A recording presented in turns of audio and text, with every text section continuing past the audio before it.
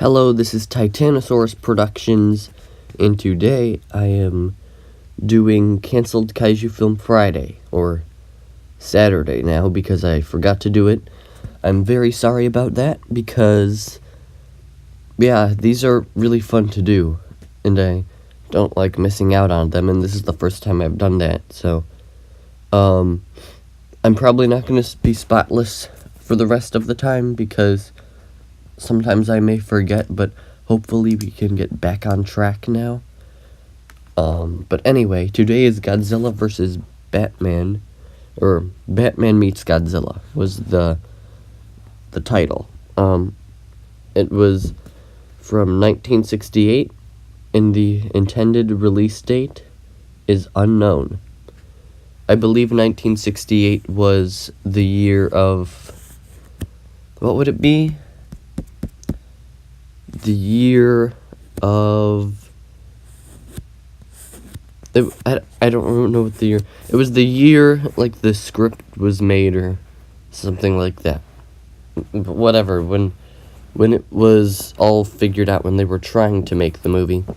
But, 1968 was the year of Destroy All Monsters, the year when Godzilla and all the other monsters from Toho collided in one big film. It was awesome. It's my favorite Godzilla film. And yeah, I think this would have been pretty weird to have instead of Destroy All Monsters. I think I'd take Destroy All Monsters over this, but who knows? Let's take a look at the script, or not the script yet, but we've got to take a look at the other things first. The treatment was by unknown, so we don't know that. The proposed producer would be William Dozier, Dozier. The proposed cast and characters would be Batman, also known as Bruce Wayne, who would be played by Adam West. Robin, who is also Dick Grayson, would be played by Burt Ward. We would have Batgirl, also known as Barbara Gordon. We'll have, you see, I don't know how to pronounce this name. It's Yvonne. I'm sorry if I mispronounced this. I'm just going to say Yvonne Craig. Would that be, yeah, that would be who plays Barbara Gordon. Commissioner Gordon would be played by Neil Hamilton. Ito Nagano, if I'm saying that correctly, would be the Outer Pole Chief. And Klaus Finster would be a German supervillain. Now, Ito and Klaus are not actually the names of the people who are playing the roles, but the names of the characters in the movie. And the proposed monsters would be Godzilla. That's it. Just Batman meets Godzilla. Okay, here we go. Story. While taking a cruise ship to Japan, Commissioner Gordon and his daughter, Barbara, aka Batgirl, find themselves capsized in a tidal wave. The event was no accident, but a calculated attack by Klaus Finster and his weather control device. From his underground lair beneath Mount Fuji, Finster demands $20 million in ransom, or he will unleash devastating storms on Japan. Commissioner Gordon calls for Batman and Robin to come to Japan. The dynamic duo learned that Finster isn't controlling the weather as he claimed, but Godzilla.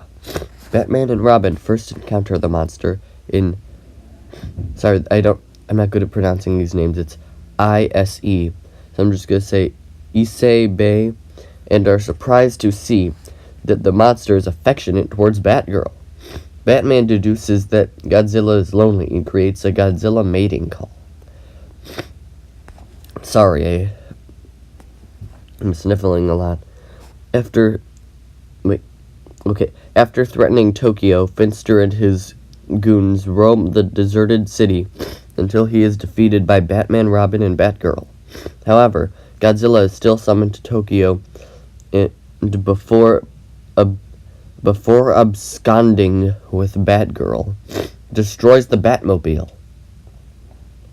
Batman then distracts the Beast with the Godzilla mating call while Robin rescues Batgirl, and Batman then knocks Godzilla unconscious with a dynamite-induced blow to the head. The Japanese people build a rocket ship around Godzilla and then blast the monster off into space. And that's how it would go. Because, well, that's what the original Batman would do. He'd come up with a crazy thing to do. You know, building rocket ships around monsters.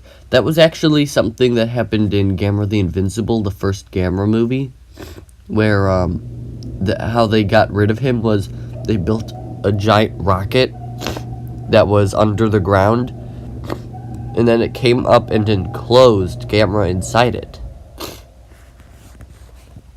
It was actually a really cool scene to watch. It attracted him with fire, and it was cool. But enough about Gamera. This is Godzilla we're talking about. So, yeah, it's a very interesting script. There's a lot more interesting stuff that I didn't tell you about, so you'd have to read the book that this is coming from.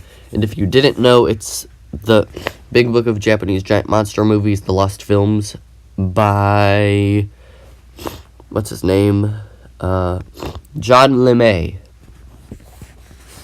Anyway, I believe the reason this movie wasn't made was because of, well, obviously, the rights to Godzilla were owned by Toho, and the guy who wanted to make this, I believe, was an American man, and, well, yeah, it would be an American man. It said the proposed producer would be William Dozier, and I don't think that's, I don't think he lives in Japan, or Asia, or anywhere like that, but I think I might have a theory why, okay, it's not a theory, I'm pretty sure that information's in here, I'm not gonna bother searching for it. You see, Marvel owned the rights to Godzilla at the time. Toho still had the rights to Godzilla. They owned Godzilla, but Marvel was able to use them for a comic book series, so they were making Godzilla comics, which was cool. So DC did not have the rights to Godzilla, which means they couldn't make a DC movie with Godzilla. And besides, I don't believe that the the people at, someone at Toho, I think, didn't want an American guy writing a script for their Japanese monster. But I think that might be another film. I'm pretty sure it's just the Marvel thing. Though, the concept for this film is very interesting. There isn't much, though the concept for this film is very interesting, I still think that there are other films that are a lot more interesting than this one, and you may be surprised, because there's definitely some other cool looking films in here that were never made. Anyway, that's all for now. Goodbye. Next week, prepare to see Gamera face his greatest foe yet in Gamera vs. Wyvern.